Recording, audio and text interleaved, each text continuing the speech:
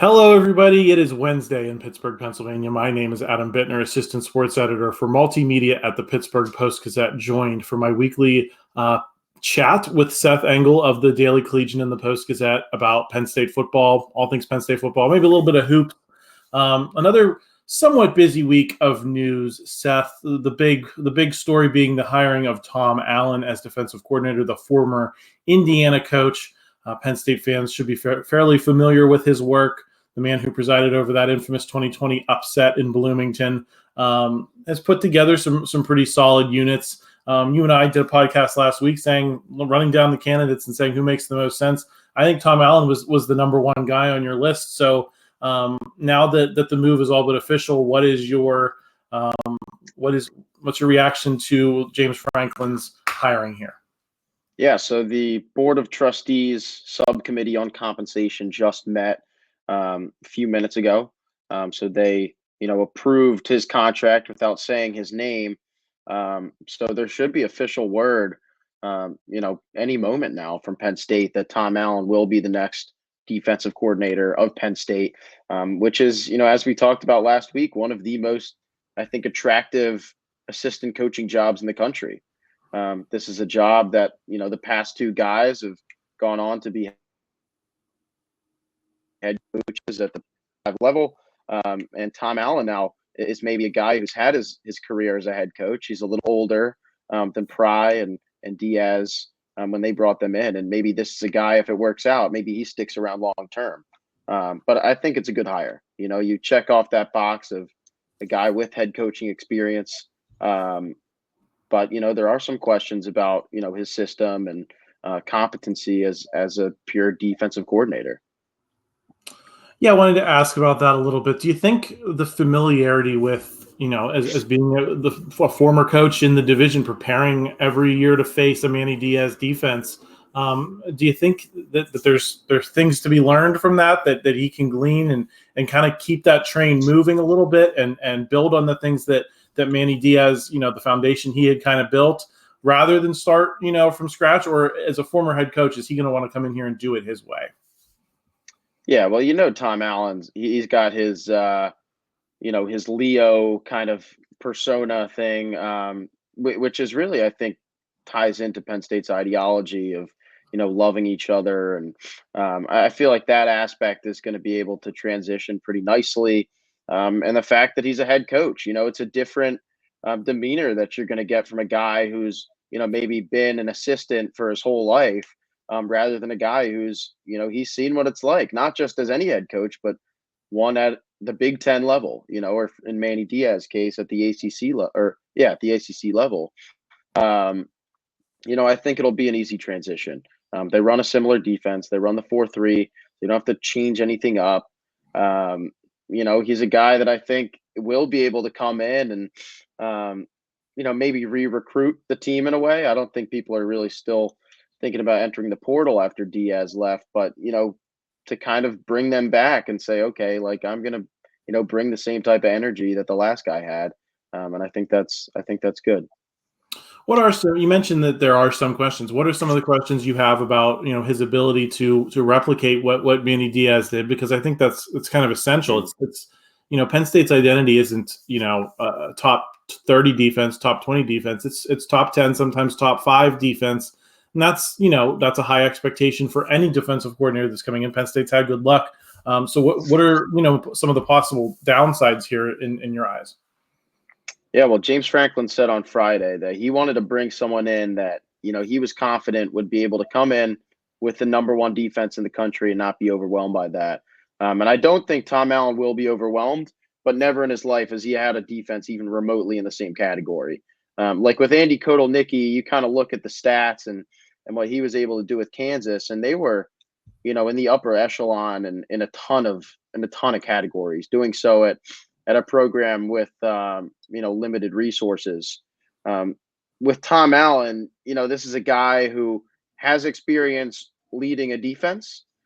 He was defensive coordinator at Indiana in 2016, and then took control of the defense while being head coach in 2017, 2018. Took a break for a couple of years and then came back for the past 3 seasons. But that defense has really, sunk the past 3 years. Statistically, one of the worst in the country this past season, and Indiana, last in the Big Ten this year as well. So there are question marks and whether he's able to, kind of make it work and make it happen, without a head coaching title. Seth, do you have any fear that, Penn State has 2 coordinator openings this year, ends up going out and hiring 2 guys from outside of the program, passing over, I think promising, assistant coaches, position coaches, and Anthony Poindexter and Jawan Sider, I think are the 2 that I look at as, guys that could maybe be coordinators elsewhere, maybe think that they've earned their shot here in Happy Valley. Do you worry at all about Penn State getting a reputation as kind of a dead end if you are one of those promising position coaches who recruits well, turns out solid NFL caliber players every year, or do you think that this just goes with the territory of being Penn State when you can pick a lot of different guys and you can get the top coaching talent in the country to come here, that this is just somewhat the nature of the beast? Yeah, Jawan Sider was asked about that, a couple days ago, and he's talked about it before too, where, the head coaching hopes are always there. Like, that's where you want to go when you're a longtime assistant. But, at the same time, like, you're not always going to want to jump ship, because maybe the best job for you that's going to lead you to where you want to go is with Penn State, and just kind of wait it out. And, Poindexter has had head coaching opportunities before. We saw there was some interest, with Virginia a couple years ago, and maybe even James Madison this past year. But, when it comes down to it, that's kind of just the way it goes. The coaching carousel is always gonna go. I think, there's 2 edges to the sword where, yeah, it sucks that, coaches could leave and get a new job. But at the same time, it looks good for Penn State when assistant coaches are consistently getting head coaching jobs. Like, that makes it way easier to bring in a new guy when they know that, more likely than not, they're going to have a job at the end of it. Seth, I want to talk a little bit about the offensive side of the ball as well. I know you did a story on Andy Kotelnicki, the new offensive coordinator, some guys who played with him. What did you learn from doing that story, first of all, and then we can get into some of the comments he made during his introduction at Penn State? Yeah, that was interesting. So I talked to, 2 NFL players, Jarrett Patterson and Tyree Jackson, who, kind of started at Buffalo. Penn State fans might know their names just from, that Buffalo series a few years ago. But yeah, I mean, basically the message was that this is a high energy guy who loves explosive offenses. And he's basically just going to get the ball in their playmakers' hands. And he's also not afraid to switch it up. He's not afraid to switch up that scheme at all, depending on what the defensive system is that they're, facing the next week. And it was really interesting to kind of hear that. And then also, get Kotelnicki for that press conference, finally hear his voice and see his face. It is a high energy individual, funny guy. It was kind of interesting to hear him compare his offense to a Dairy Queen blizzard. So, we'll kind of see what comes from that. But, first impression's good. Yeah, take me inside that press conference a little bit more. What kind of stood out to you about, other than the personality and the energy, when you were listening to him speak and look forward toward what he can do in 2024 and beyond? Yeah, I think that the sky's kind of the limit. I think the most important thing when you're talking about Kotelnicki is the fact that he has not had the base that Penn State has. He's never had the talent that Penn State has. He's been at Buffalo, he's been at Wisconsin Whitewater, and he's been at Kansas. And he's made it work everywhere he's been. Now that he's able to work with these, 5-star recruits, like he has a 5-star quarterback and running back right now, these highly touted players, it's kind of scary maybe what he's able to do in that system with those pieces. So that's something I'm really looking for is, now that, he knows that the system works, how is it going to work now that he actually has, some of the best players in the country? Yeah, I think that's going to be interesting to watch. And I think it's also going to be interesting to watch him deal with the receiver situation, because I think that's the most pressing need. I think that's a place that Mike Yurcich ultimately, for lack of a better term, failed. I mean, his receiver room is worse than when he found it, and I'll be interested to see how Andy Kotelnicki can address that situation. We're going to talk a little bit more about the receivers here in a minute when we get into the recruiting bit of the conversation. First, though, Seth, I wanted to ask you about Olu Fashanu. I know you guys got a chance to talk to him. He has not declared for the NFL draft yet. I think I've seen him as high as 3, 4 on some draft boards. I don't think there's a lot higher for his stock to climb, and yet he still does not seem to have made a decision. What's your read on that? Is he gone? Is he just kind of maybe waiting till after the Peach Bowl, or do you think there's a legitimate chance he might shock everyone again and come back for 2024? No, I think that, Olu is as good as gone. It was a surprise last year when he announced his return for another year because, if you remember, he was projected first rounder last year. And that was coming off an injury. So you knew that he was in store for a big year. He was phenomenal this past year. He basically did everything he wanted to do. Projected top 10 pick now.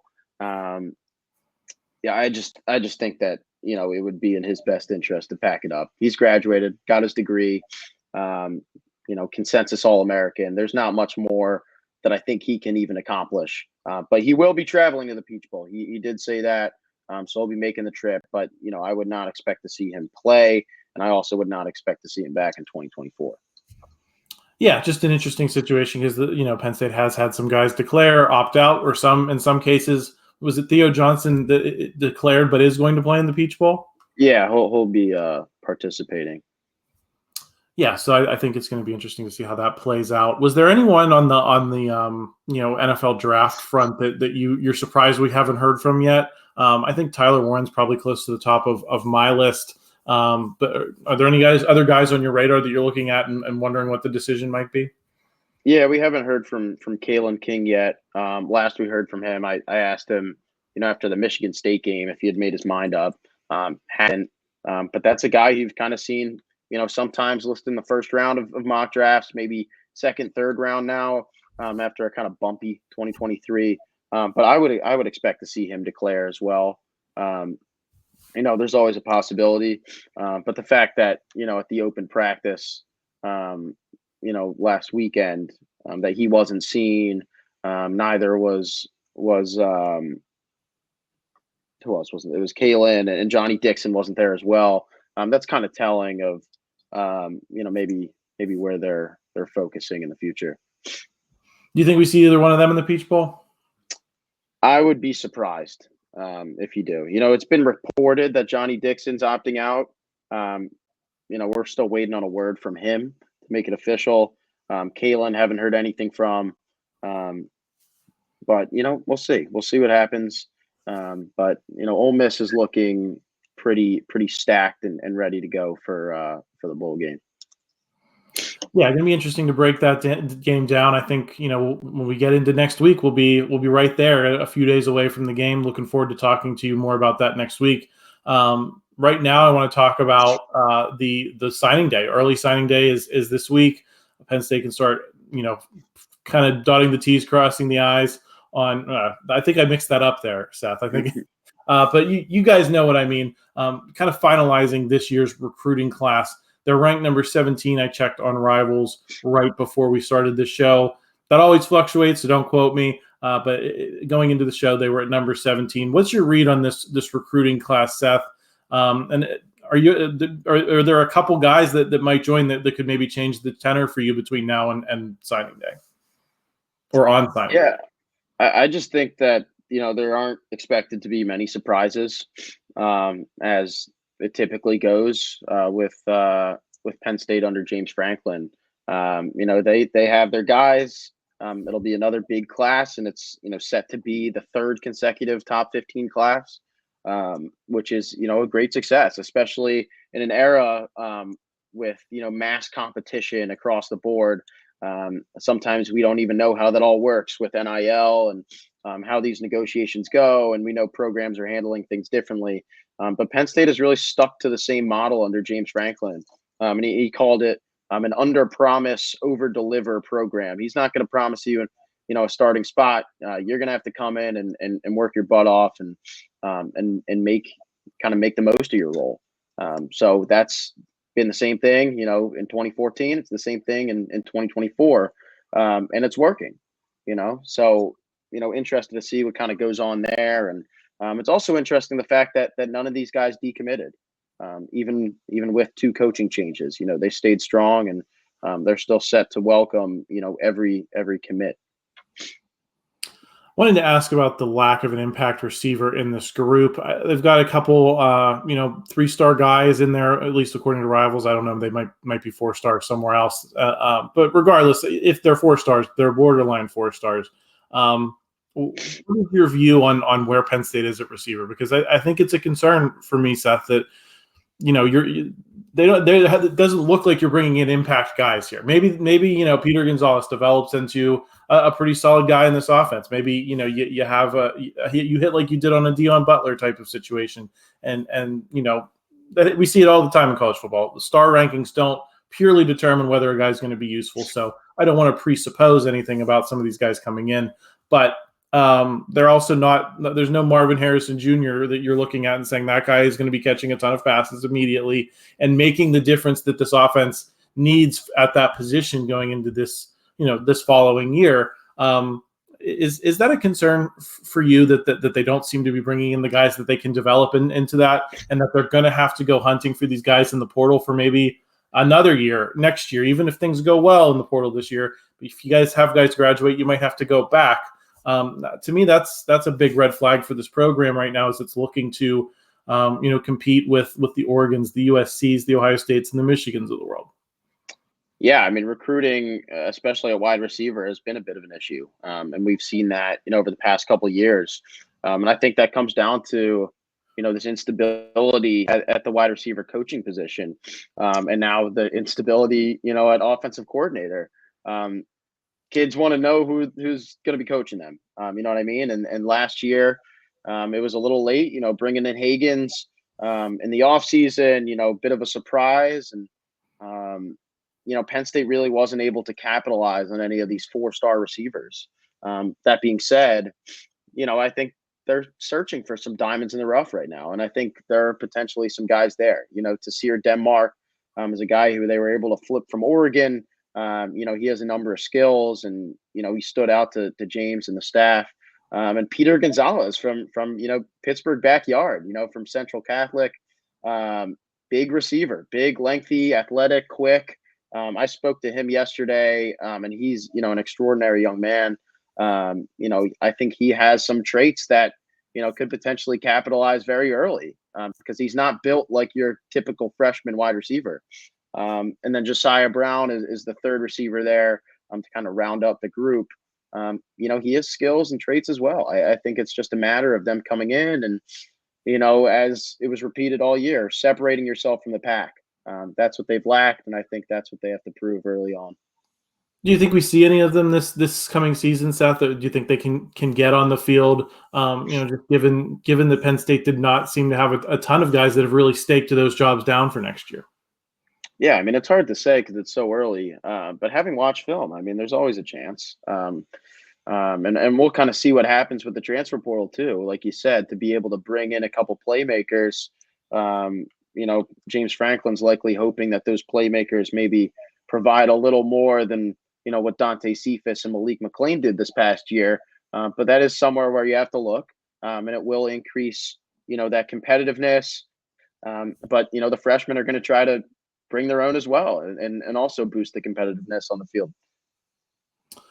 Seth, last football question I want to ask: were you surprised Kyle McCord went to Syracuse? That was his choice to leave Ohio State for that program. I can't think of a lot of allegories for him in modern college football, kind of going from having the starting job at a top 5 program to saying I'm going to go to Syracuse. What would you think of that move and how it settled out, and the rumors that maybe he might be going to Nebraska, not coming true? Yeah, I mean, I think Syracuse is onto something. I think that Fran Brown, if you really know football, this was a guy, on my radar a few years ago, to potentially think, okay, maybe this is a guy who could replace Brent Pry just based on his recruiting ties, especially in the Northeast. And to bring in Elijah Robinson, who, a Penn State alum, he was Texas A&M's interim head coach this past year, and also their defensive line coach for a number of years. It's recruiting central over there. I don't think anyone's really surprised that they're finding success recruiting in New Jersey and New York, and now being able to bring in one of Philly's finest and Kyle McCord to kind of lead that first year offense. I don't think it's surprising at all. What I'm interested to see is how it all plays out on the field, given the fact that Fran Brown was only a position coach at Georgia, and Elijah Robinson, only a position coach before he became the interim HC at Texas A&M. Like how that works out now that they're actually going to be doing some play calling and coordinating. But I think the sky's the limit for what Syracuse is able to do, and I'm excited to see what Fran Brown does there. Something to watch because Syracuse is on some of these future Penn State schedules. This might be end up. I don't think Kyle McCord necessarily going to still be there when that series is being played. But can Syracuse build a little bit of momentum and be an interesting opponent by the time Penn State plays them? In the coming years here. Seth, I want to switch gears briefly here to basketball. Penn State falls at Georgia Tech at Madison Square Garden over the weekend on a phantom foul call. Nevertheless, that game was played in the 80s. I still have a lot of questions about this team defensively. I think they showed a little life in the last week, the way they played Georgia Tech and beating Ohio State, but there still seem to be some pretty deep flaws here to be in position to kind of get hosed like that, like they did. Yeah, that was pretty brutal. This has been a relatively rocky first year under Mike Rhodes.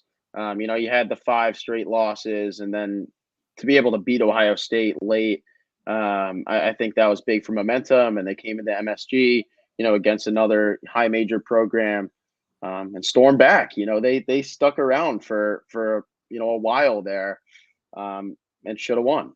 It was a disappointing finish to kind of see a game dictated more or less by. That was not. I mean, it just wasn't a foul. He didn't touch him. Like it was, and it looked like the ref, wasn't really looking at the play either. Which is, it's disappointing for them and for any team to really have to go through that, especially one that's really trying to figure it out and make something out of nothing. So that was kind of my takeaway from that.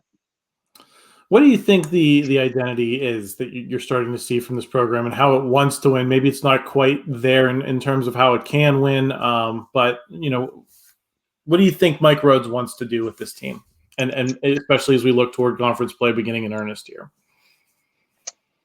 Yeah, I mean, I think it's hard to say. It's hard to say exactly what you want from a first-year group. I think he just wants them to stick together and learn how to play together. That's really all you can hope for in your first year. I think it would be foolish to kind of think that they were going to find immediate success with, 10 new guys on the roster and a new coaching staff. But, as you get into the later months, as you get into January and February, whether these guys are able to actually come together and do some good in the Big Ten and in conference play, that'll be big. That's what I think Micah Shrewsbury's 2021 team was able to do late in the year. Had some success in the Big Ten tournament, and came close to Purdue at one point as well. For that to kind of happen late in the year, I think that was big moving forward to 2022, and ultimately to make the NCAA tournament. Yeah, I think that's a big ask this year. I think you want to see, what I think you don't want to see is them kind of careening out of control, right? And right. Having like a 3-win Big Ten campaign. If you can win 6, 7, maybe 8 games, and with the expanded conference schedule, you get a lot more opportunities to do that than maybe you did 5-10 years ago. I think that could be a solid foundation to build on. The postseason, even like the NIT seems like a little bit of a bleak outlook to me at this point, but I think it's going to be, hopefully this is a fun team to watch, right? That we at least have some things to talk about, going into these winter months after football is officially buried for the year. Seth, any final thoughts before we, begin the Peach Bowl week in earnest here next week? Not really. I mean, Tom Allen became official while we were in the middle of the call. So he is now the defensive coordinator at Penn State, taking over what was, maybe the most dominant defense in the country this past year. So that'll be interesting to see. Not sure when we'll get our first intro presser with him, but probably pretty soon. I would expect to see him at the Peach Bowl, not calling plays, but on the sidelines, kind of similar to what Manny did at the Outback Bowl a couple years ago. When you heading down to Atlanta, Seth? I will be down there the day after Christmas, so the 26th. And I'm looking forward to it. It should be fun. Never been to Atlanta, but I've heard good things, and the Peach Bowl people seem great, so it should be good. Yeah, I've worked with some of the Peach Bowl. I believe the executive director's from Pittsburgh. Really? Yeah, it's an interesting. He's done a lot of work to kind of build that game up and kind of gain New Year's Six status when the playoffs started. Because I'm not sure the Peach Bowl used to be regarded in the same way as the Rose Bowl and the Fiesta Bowl and the Sugar Bowl. But they've done such great work with that game down there to be recognized now on that level as New Year's Six. They're still going to be involved in the playoff moving forward. So. I think it's going to be a good first trip for Penn State to Atlanta. So, Seth, thanks for talking to me today. We will be back next week with a lot more Peach Bowl conversation, really digging into this matchup, who's playing, who's not, all of that. And if there's anything that comes up in the next week with recruiting, we'll tackle all that too. So please make sure you're subscribed to the channel. Please like this video if you enjoyed it. Help us out in the YouTube algorithm. And please stay tuned for later in the week. We're going to have a lot more Steelers talk. Christopher Carter on the North Shore Drive is happening today, Wednesday, when this video debuts. I'll be back on Thursday with Paul Zeiss talking Steelers and a whole bunch of different topics. So make sure you're signed up, and we will talk to you all again real soon. Thanks, Adam. Thank you for checking out this content from Post-Gazette Sports. If you watch this video on YouTube, please like the video and subscribe to our channel. For all of the sports coverage the Post-Gazette has to offer, visit post-gazette.com.